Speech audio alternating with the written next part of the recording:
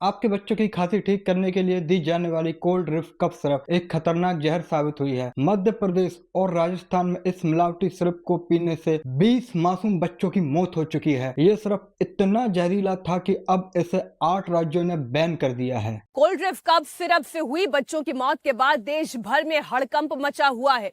मध्य प्रदेश, उत्तर प्रदेश, राजस्थान, महाराष्ट्र समेत देश के कई राज्यों में इस कफ सिरप को बैन कर दिया गया है। लेकिन सवाल यह है कि जब यह सिरप बाजार में बिक रही थी तब सरकार क्या कर रही थी? आखिर सरकार की नाक के नीचे क्यों बार बार ऐसी घटनाएं हो रही हैं और दोषियों को सजाएं क्यों नहीं मिल रही हैं? आज हम सरकार की लापरवाही को बेनकाब करेंगे और मांग करेंगे कि इस जघन्य अपराध के लिए दोषियों को आपराधिक मुकदमा चलाया जाए। इस सिरप में डाइथिलीन ग्लाइकोल यानी DEG नामक जहरीला केमिकल 46.2% की मात्रा में था। यह केमिकल 0.1% से ज्यादा होना ही नहीं चाहिए था, लेकिन यह 462 गुना ज्यादा पाया गया। ये वही केमिकल है जो ब्रेक ऑयल और पेंट बनाने में इस्तेमाल होता है। दवा कंपनियां ज्यादा मुनाफा कमाने के लिए ग्लिसरीन की जगह इस जहर का इस्तेमाल करती हैं, जिससे सिर्फ गाढ़ा और मीठा बनता है। इन सब में ना सरकार की भी बड़ी नाकामी सामने आती है। सबसे पहले है निगरानी की कमी। सरकार ने दवा कंपनियों पर सख्त निगरानियां क्यों नहीं की? कोल्ड रिफ जैसे जहरीले सिरप बाजार में कैसे बिक रहे थे? क्या सरकार को बच्चों की जान की कोई परवाह नहीं? भारत से एक्सपोर्ट होने वाली सिरप के लिए बहुत स्ट्रिक्ट रेगुलेशंस हैं, लेकिन अपने ही देश में बिकने वाली दवाओं के लिए ऐसे कोई स्ट्रिक्ट रेगुलेशंस नहीं है। इसका मतलब यह है कि विदेशी बच्चों की जान ज्यादा कीमती है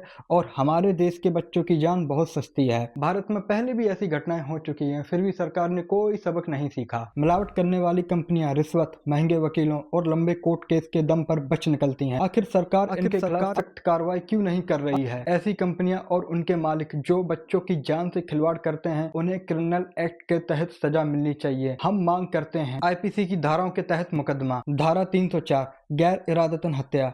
जहरीले सिरप से बच्चों की मौत हुई जो लापरवाही और जानबूझकर मिलावट का नतीजा है। ये गैर इरादतन हत्या का मामला बनता है। धारा 420 धोखाधड़ी। कंपनियों ने जानबूझकर जहरीली दवा बेची जो कि धोखाधड़ी है। धारा 120B क्रिमिनल एक्टिविटी। मिलावट और बिक्री में शामिल सभी लोग, फैक्ट्री मालिक और सप्लायर क्रिमिनल एक्टिविटी के दोषी हैं। धारा 272 और 273 मतलब मिलावटी सामान बेचना। जहरीली दवाओं को बेचना इस धारा के तहत अपराध माना जाता है। दोषी कंपनियां और उनके मालिकों को 7 साल तक की जेल और भारी जुर्माना लगाया जाए ताकि भविष्य में कोई भी ऐसी हिम्मत ना कर सके। इन मामलों की सुनवाई फास्ट ट्रैक कोर्ट से होनी चाहिए ताकि दोषियों को जल्द से जल्द सजा मिले और रिश्वत या वकीलों के दम पर बचने की गुंजाइश बिल्कुल भी ना रहे। तमिलनाडु की इस फैक्ट्री को सील कर दिया गया है, लेकिन यह काफी नहीं है। ऐसी सभी फैक्ट्रियों का लाइसेंस स्थायी रूप से रद्द हो और दोबारा शुरू होने से रोका जाए। आखिर बच्चों की जान जाने के बाद भी स्वास्थ्य मंत्रालय इतना सुस्त क्यों है? क्या बच्चों की सुरक्षा उनकी प्राथमिकता नहीं है? एक्सपोर्ट के लिए बहुत स्ट्रिक्ट रेगुलेशंस हैं, लेकिन अपने ही देश के लिए ढीले नियम क्यों हैं? क्या हमारे बच्चों की जान का कोई मूल्य नहीं है? बार बार ऐसी घटनाएं हो रही हैं, फिर भी सरकार सख्त कदम क्यों नहीं उठाती? अगर आपके घर में ये सिरप है तो उसे तुरंत फेंक दें और दूसरे को भी इस खतरे के बारे में बताएं। स्वास्थ्य मंत्रालय का निर्देश है कि 2 साल से छोटे बच्चों को कोई कफ सिरप ना दें। 5 साल तक के बच्चों को सिरप देने से बचें। अगर जरूरी हो तो डॉक्टर की सलाह लें। 5 साल से बड़े बच्चों को भी सिरप केवल डॉक्टर की सलाह पर ही दें और सही डोज का ध्यान रखें। इसके साथ ही बच्चों को एक साथ कहीं दवाएं देने से बचें। 20 बच्चों की मौत कोई छोटी घटना नहीं है। यह सरकार की लापरवाही और दवा कंपनियों की लालच का नतीजा है। हम मांग करते हैं कि दोषी कंपनियां और उनके मालिक पर आपराधिक मुकदमा चलाया जाए और उन्हें कड़ी सजा दी जाए। बच्चों की जान अनमोल है और इसे बचाने की जिम्मेदारी भी सरकार की है। सतर्क रहें, बच्चों को बचाएं और सरकार से जवाब मांगे। आपको हमारा ये एनालिसिस कैसा लगा कृपया करके हमें कमेंट सेक्शन में जरूर बताएं और